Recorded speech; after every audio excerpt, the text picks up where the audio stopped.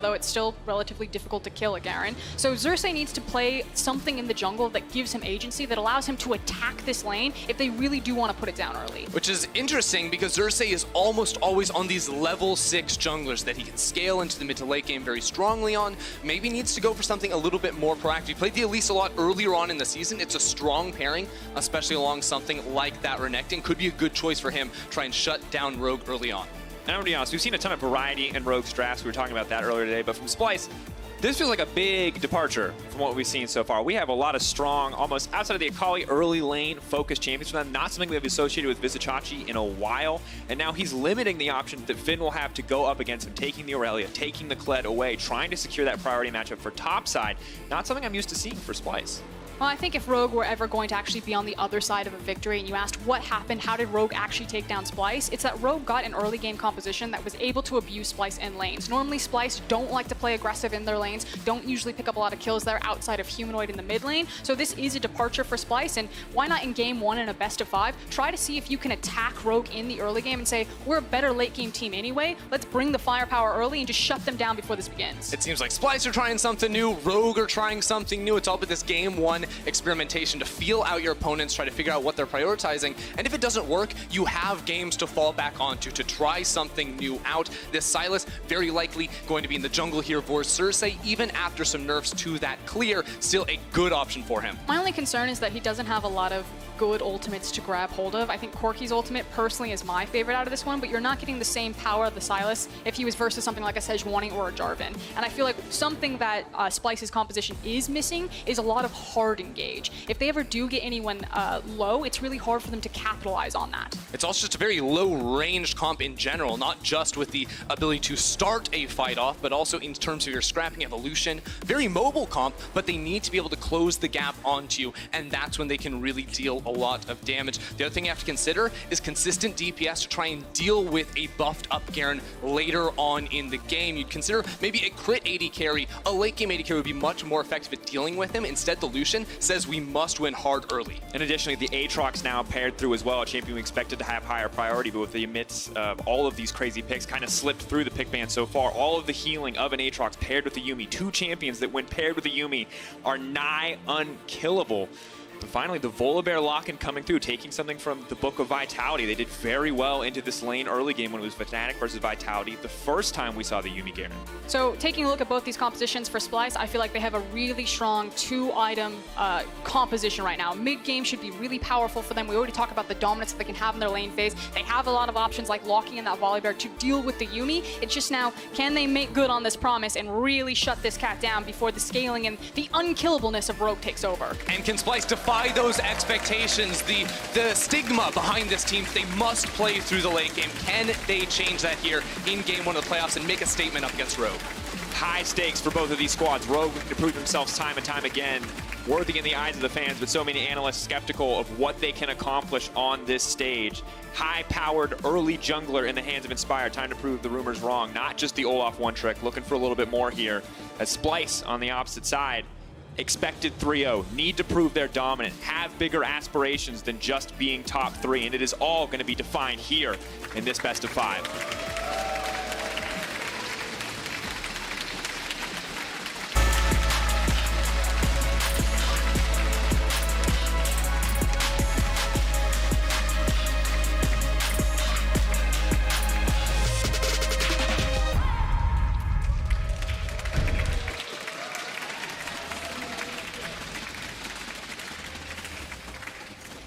And here we go, folks. Classic level 1 stare down. No crazy plays at this stage, although you can see Norskeren and Kobbe keeping their eyes out. And you talk about the early game, the importance of bot lane to win. Well, I can't imagine anyone's going to be dying at level 1, so why don't we shift focus just a little bit, as Lucian is forced to dash away there. That's a lot of respect paid. Looking at the jungle matchup, looking at the Sylas that was nerfed on 916 up against a champion like the Elise. Yeah, I mean, this is a champion that lost some damage against monsters specifically, so it's not going to reduce your ability to duel enemy junglers, especially later on in the game when Sylas does become so strong. But first clear, going to be a little bit weaker. The Q does have damage reduction when used against monsters now, but this will be a very similar story to most of Xerxe's games, where it is playing for faster level 6. Expect him to stick around his topside camps and really farm those free XP, while Inspired has a lot more windows to make plays between levels 3 and 5. So it feels like Splyce have really strong laners in the Akali, the Renekton, the Lucian, the Volley, whereas Rogue have a very strong ganking jungler with the Elise. So can she try to punish some of these very aggressive lane positions from Splyce members? Because while we have seen very explosive early games from Inspired, as you heard on the desk, both these guys are a little bit slower, are a bit more controlled, more worried about kind of denying opportunities for the opponent. But denying the Sylas in the early game will not be enough. If you're at Elise in this case, you do need to make sure that Garen and the Yuumi can get through their lane safely. You want to snowball some of these other lanes and make sure Vizicsacsi doesn't dominate Finn like he did the last time we saw these two go head-to-head.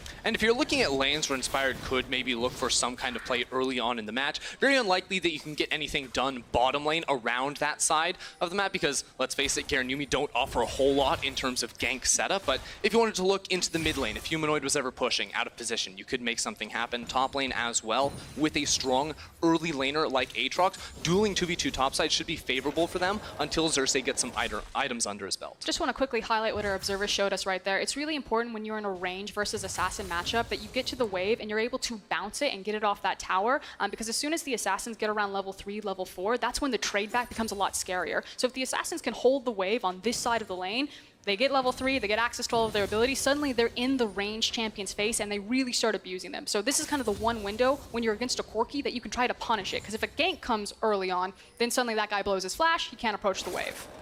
Have to see if that's where the attention goes. What Larssen can do, you can see a little bit of a focus on trying to shove this one in, not pushing too fast here. I think because he's against the Sylas and they also have a ward on the top of his river, you can see it right there on top of Larssen, that's why he's playing safely like this. He knows that I'm probably not going to get ganked by Xerxe. I'm free to get this bounce and get this level 3 and get out of this Akali's face when I want to. Yeah, Xerxe's pathing has also now gone all the way down towards the bottom side of the map, skipping Krugs, which usually we see the Sylases go for, but he wants to be in this river at 3 minutes 15 seconds with that bot lane priority. If he were to run into someone like the Elise, could look for a fight, but more than likely, he walks into the enemy jungle, puts down a ward on the enemy Krugs, and then finds a reset for himself to get back on that top side of the map and continue power clearing for level 6. All right, now, the only other time I've seen this exact bottom lane, the Garen and Yuumi were dead repeatedly in the first few minutes. This feels much slower, and if what you told me in Champs League is true, this is pretty much entirely Rogue favored if they're able to just sit in this lane and to chill. Like, what is the break point here where you're terrified of this Garen Yuumi?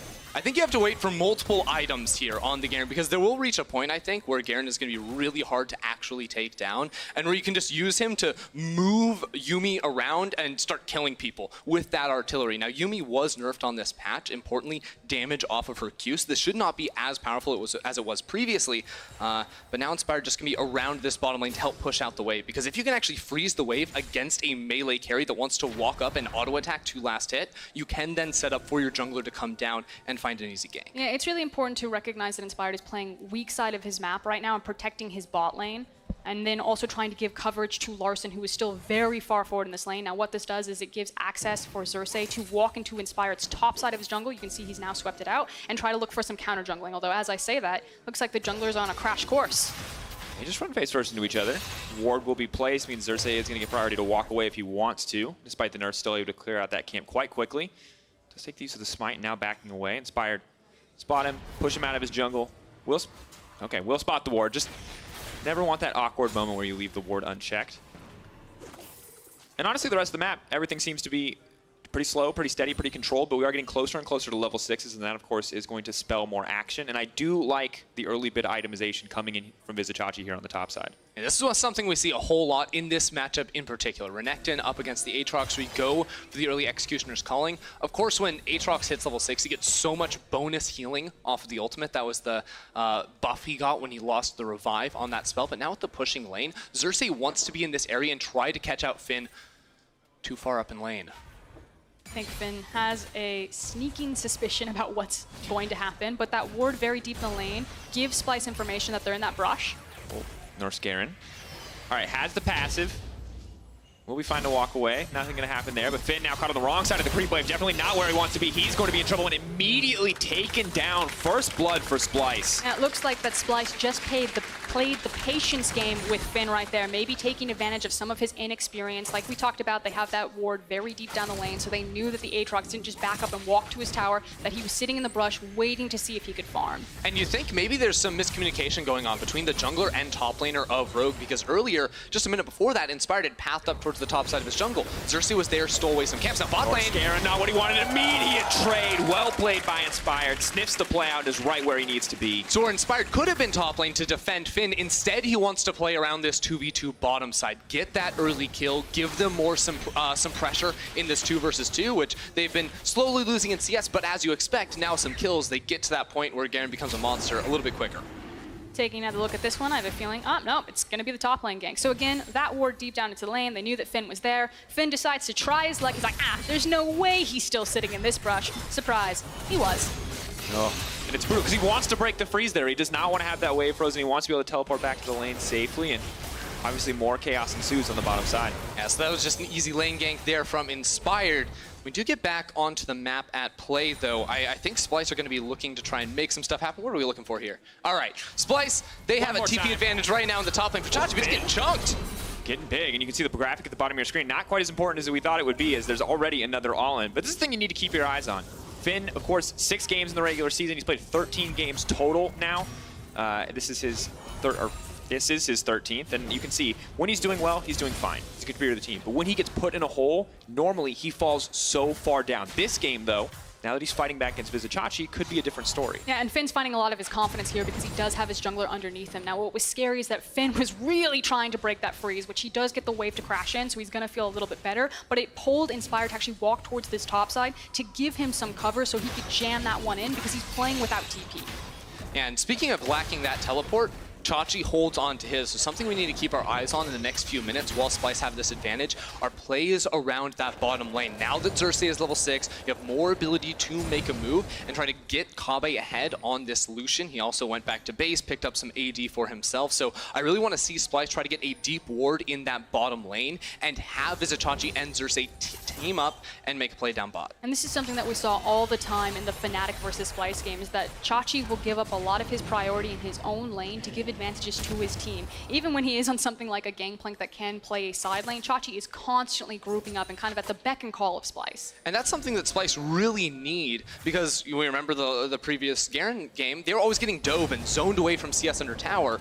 Right now, Woolite is just down 60 gold, or 60 minions, only 300 gold, separating him from Kobbe, and the lane is constantly on Splyce's side of the map. They're not pressuring 2v2 in this lane, so they need to be able to bring in the rest of their teammates to find a flank.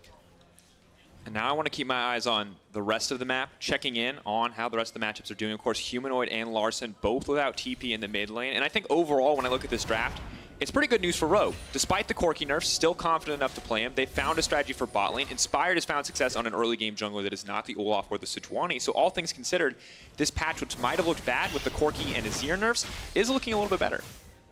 Yeah, I mean, Corki doing fine so far. One of the concerns with the base AD changes is going to be the scaling. Ooh, Larssen picking on. He's not concerned about the scaling right now, but he lost a lot of base AD. Win rate went down 5% in high-elo. Now Xerxe coming in from behind. Ooh, good sidestep. He's okay. He has the does package. Have the package. Question is, how much longer does he stay around? Good blast cone to get Larssen out of the pit there. Not Larssen, rather Inspired. So something fun to bring up about Larssen, and you can watch this on any of his matchups. He never misses CS. This guy is like Easy Hoon of old. He is so good at CSing, and he's part of the reason why Rogue do stay even in gold or get slightly ahead because of his numbers. And you can see that right now. 105 at 10 minutes.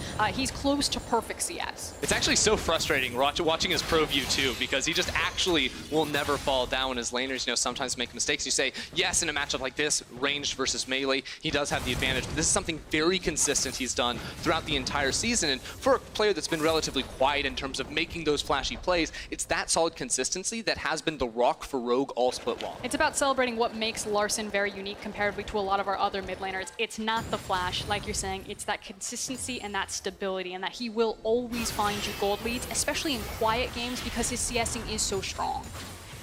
Look at this. Things continue to get better and better for this Rogue bottom lane, getting through an early game that we expected to be very perilous, to be quite honest.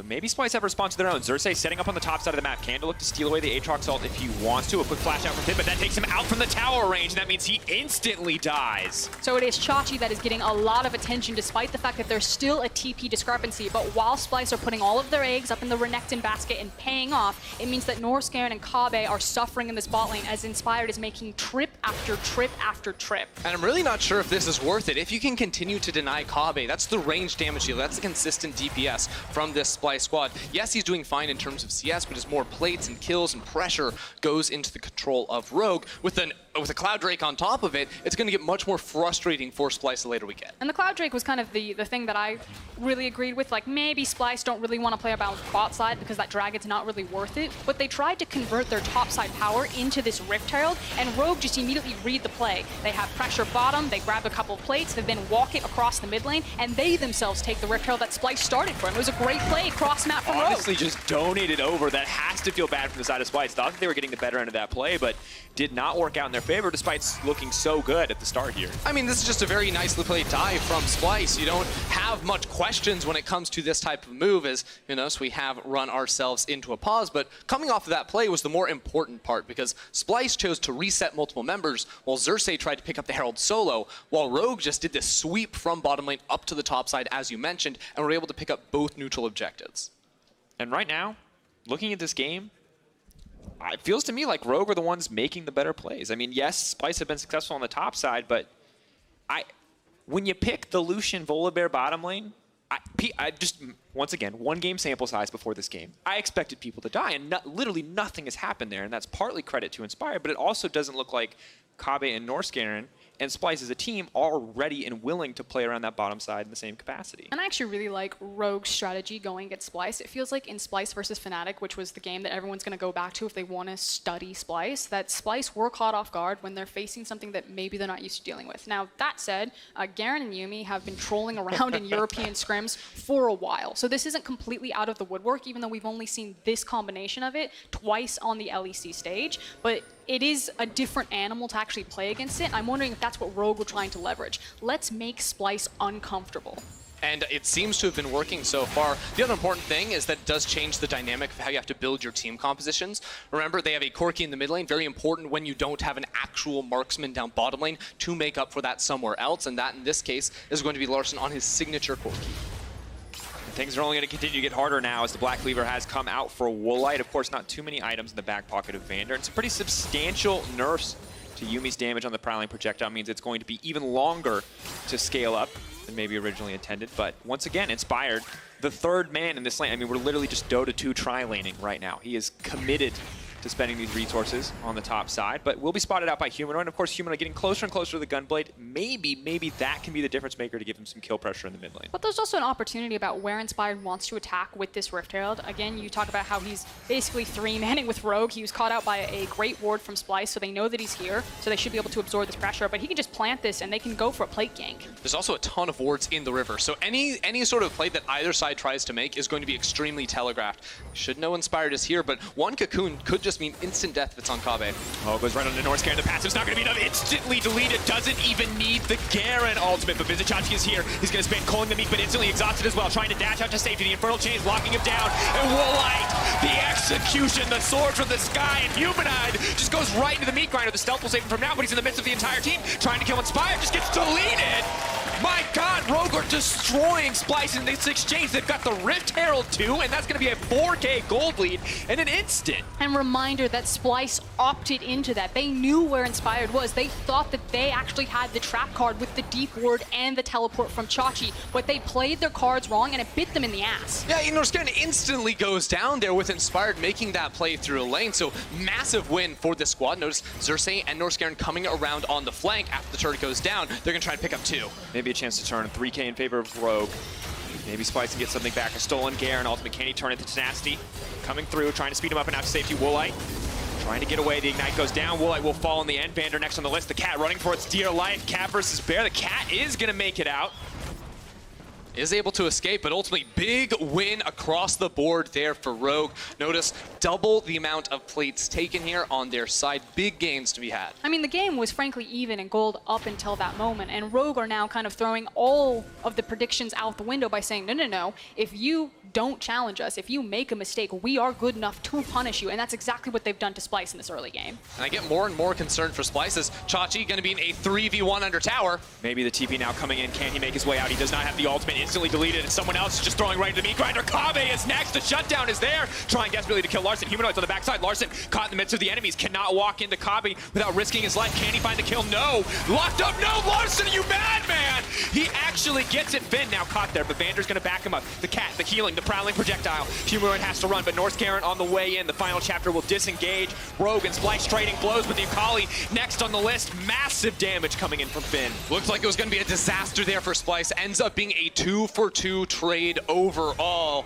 Even once more here in this fight around the bottom lane, but the game is not being nearly as slow as we anticipated earlier on. And frankly, Splyce have gotten very lucky with the rotation of double cloud coming out of the dragons, because that's now Rogue having complete control over the bottom side to get the first dragon, and if they wanted to, rotate into the second dragon. If these were things like Infernals and Mountains, this could spell much worse for Splyce here, but with some fast thinking and a very bold teleport from Kobbe, they are able to turn this one around. Yeah, Kobbe able to outplay there for quite some time, get Larssen in a position where he's quite low, but Larssen still able to turn it around for that last second trade. The Hex Drinker Shield coming in super clutch for him in order to get that final auto attack off on the enemy carry. And just the back end of this play, of course, a lot of disengages here, but you can see the damage start to ramp up. Humanoid caught out, and at the end of the day, Rogue honestly matching blow for blow and a very fast-paced game, which, if you're a Splyce fan, should be concerning, because we took a look into the stats with the helps of the wonderful LEC stat teams, and when the CKPN, that's combined kills per minute, regardless of size, is 0.7 or less, they're 5-0. That's Splyce City. That's where they want to be, the slower, more controlled early games. Now, when it gets hectic, you can see 7 wins, 6 losses, much closer overall. Good news for them coming into the series, hey, Rogue's a slow team. Bad news, playoff Rogue, not nearly as slow. It means that if you run pick-based compositions or you have pick-based potential, that you can really catch Splyce off guard, because they are a slow-to-set-up team. Once they are set up, they almost always execute perfectly, but if you catch them when they're trying to do it, that's when Splyce start to fall apart. And I think a big reason why a lot of people favored Splyce coming into this game is because Rogue are also one of our slower teams. They don't play proactive, they play reactive most of the time. It has been a very different story in this game, coming in with a very new strategy with Garen Yuumi in the bottom lane, and then also the way they've been playing to attack these side lanes repeatedly. But let's look at the state of the map right now, because all of the outers for Splyce have fallen down, which means we're much more on an open map, and we are starting to get these big item purchase points here. Now, we said that Splyce's composition feels really good around 1 to 2 items, so they are actually going to be in their power spike, I guess? I hate that word. They are going to be in their power spike right about now, so Rogue do need to be a bit more careful about where they're attacking on this map, because Splyce will have some firepower to bite back. I think the other things we have to consider is Splyce's comp probably does better in smaller skirmishes than they do big team fights, because they don't have a Corki in the backline pummeling damage from super far away. They have a lot of these champions that want to jump on you and blow you up quickly, whereas Rogue, I think, have more options. They have the stronger front line in order to soak up damage and go for a 5v5. I also think, just like you said, the poke potential between a Yuumi and a Corki is really disgusting. So if Rogue ever gets stacked as a unit in a wave and then just start throwing down that poke damage repeatedly, it's just one cocoon before they're ready to jump on you. Yeah, and how does Splyce ever clear a minion wave outside of using the culling? That's their only real anti-siege option here. So if a Baron were to come onto the table, this game would look real good for Rogue. Oh, Rogue with Baron is really terrifying. I mean, we've seen it. Like, Garen just runs under your tower. Honestly, this Garen Yuumi combo is so toxic and so oppressive, and Baron buff just makes it go from bad to worse. And the Yuumi, of course, already has the Unholy Grail, working on the Echo, but gotta hold that thought, because meanwhile in the mid lane, Norskeren praying for that passive to save it today, but once again, the Garen ult just too much, shuts him down. The exhaust now coming out though. Xerxe running for his life. Prowling projectile once again will slow. Finn running in on the backside, has the extra movement speed. Stealing the Elise form, trying to jump out to safety. Clever play from Xerxe, but it's not going to be enough. Finn is on the hunt for blood, and he'll take the spider down. You can't run from Rogue here. There's Garen Yuumi chasing you down. There is no escape for your team. Rogue can be able to now use this minion wave, push that down through mid. Splyce still has 2 people sitting in side lanes. Rogue can get towers. Yeah, and we talked about that Baron. That Baron is going to be spawning relatively soon in 51 seconds. and now with second tier mid down and Rogue having full access to this jungle, they have good tank resources. They're still going to burn the Baron relatively slow, and I'm not saying it's going to be a 20-minute Baron, but again, if Rogue get that with this type of composition, I think it's lights out for Splyce. That is absolute devastation. I think all Rogue have to do is set up vision denial around this Baron, sit in a bush with a Garen Elise yuumi. cocoon. Yeah, and then the second Norskeren runs up to you, as they've done 3 times so far this game, you instantly cocoon him, you instantly burst him down, you get a pick or two, and then you can quickly turn into a Baron and force Splyce to fight into you. And while we look back at this replay, important to note that Rogue just playing with absolute confidence here. You know, we heard from players about nerves, confidence moving in as they moved into more high-pressure games, but looking in complete control here. The Garen yuumi clearly very well rehearsed, and at this point, just easy to chase down these kills. I don't want to take anything away from Rogue because I do think that they're making very smart moves, but you also then have to look at the other side and start criticizing Splyce. That's now 3 times that Norskeren's been caught out, and frankly, getting caught out like that, that cannot happen in a best of in some of the most important matches of your season. And remember, a best of against one of the most rookie teams we've ever seen in playoffs. 0-0-0. 58.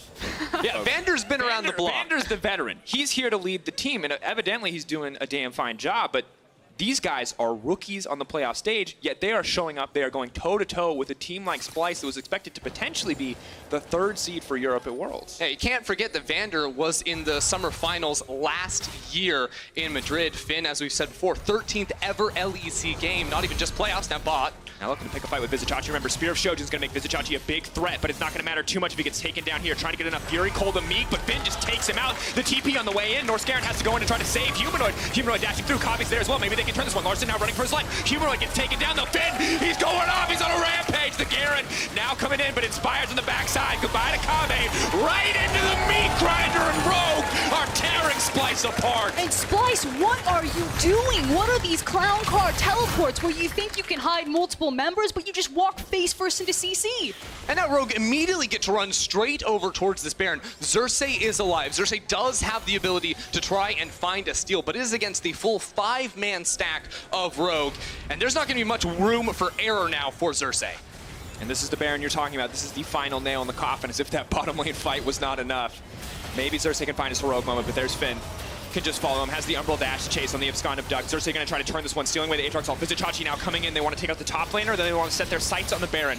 Lower and lower. Finn, quick dash over the wall, buying as much time as he can. 3K and dropping. They're not going to be able to get to the pit. They have to pick one or the other. Xerxe, desperate, knows he needs to make his way into the pit now. 15K, getting lower and lower. Can he make he blocked it! Over. Woolite with the hero play to turn it. He denies entry into the pit. He takes Xerxe's life, and that's the Baron for Rogue. The perfect flash from Woolite over the wall to stop Xerxe dead in his tracks. Rogue were able to swat him down immediately after. And this is the Baron buff we said. We said, no way they get it right at 20 minutes. Well, Rogue have done just that. They have come in and made a statement here in game 1. And again, a huge error from Splyce. They overcommit, and Rogue just closed the door on them. And now with this Baron, you're going to see how devastating this can be. You can send Yuumi and Garen now with Baron up creeps behind them. No one can stop them. Even if you send multiple members, they'll just run away from you. And this was the time where Splyce were supposed to be in control. 1 to 2 items. They were supposed to have something going on, but it's too little too late. The Yuumi has a Luden's Echo. The Garen's got a Dead Man's Plate. There is no escaping them. You're in full damage control for Splyce. You're picking bushes. You're trying to find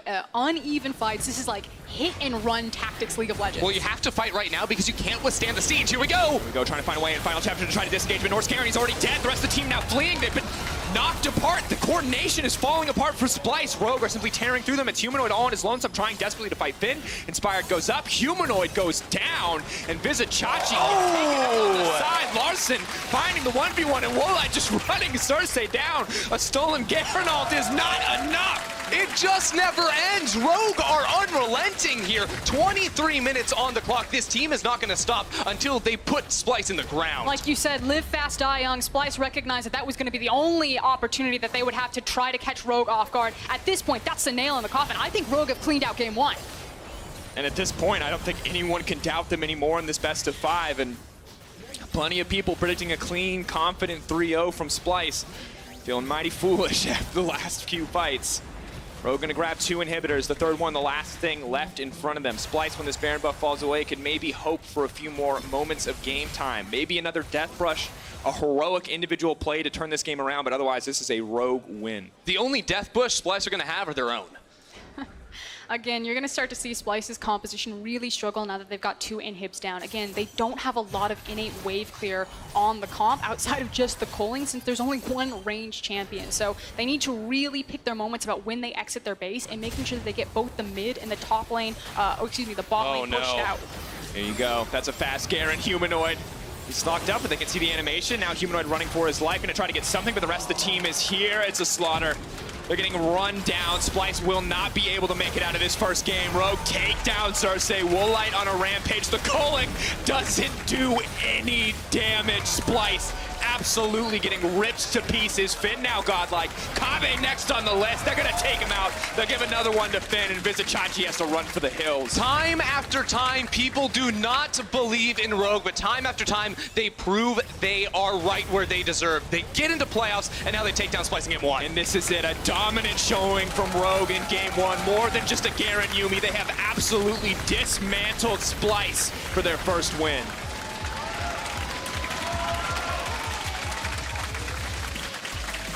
Now here's the thing, still in a best of 5, so Rogue do need to have more repeated looks. But my question is a mental one. No one expected Splyce to get clapped that hard. So is Splyce ready for that? Are they able to bounce back from this? You should say yes, they're a very experienced team. They have a very strong management behind them. But time and time again with Splyce, it's confidence, it's belief, it is finding that motivation and that momentum.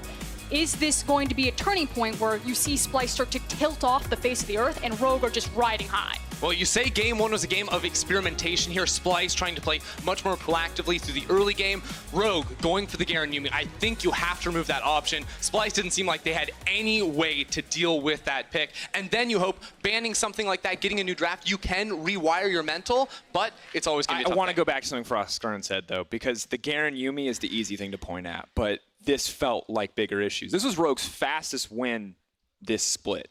Huge, huge monster performance from Rogue, but also Norskeren was not on the same page. Those engages were scattered, and something went wrong on the side of Splyce. So Kadril, I believe, said it on the analyst desk. He was talking about limited champion pools with certain members of Splyce. I'm going to go ahead and say I think Norskeren has a limited champion pool with Splyce. Not that he doesn't throw many champions out, but he doesn't play that many champions effectively. He's always hovering the Volibear, but I think his go-to champions are things like the Nautilus, and when he's not on his Nautilus or his Alistar, Norskeren can be punished. And I think when you have Vander versus Norskeren, if Rogue want to try to run, again, these bottom lanes and really pick on him, that is an avenue of attack. Yeah, there's definitely a lot to be wanting in this type of draft here for Splyce. I think you have to go back and try to make these changes. I fully agree. The Nautilus, the All-Star for Norskeren, these are the picks that work so well. It's bottom lane champions that Xerxe can look to play through, that can be so impactful in the later stages of the game. Quite frankly, that just wasn't it today. And I look at it and I just wonder how much else is left for the team. Because this isn't a best of 1, right? It's a best of 5. They could have prepared multiple strategies for this team, but have to wonder if that was the one that they thought would win the day, that they would just smash Rogue. Has to be wondering. Let's see what the analyst desk has to say, though. For more on game 1, let's check in with Shocks, Kadril, and the Moose. Thank you very much, I believe. Yeah, here we are. There we go. We were just as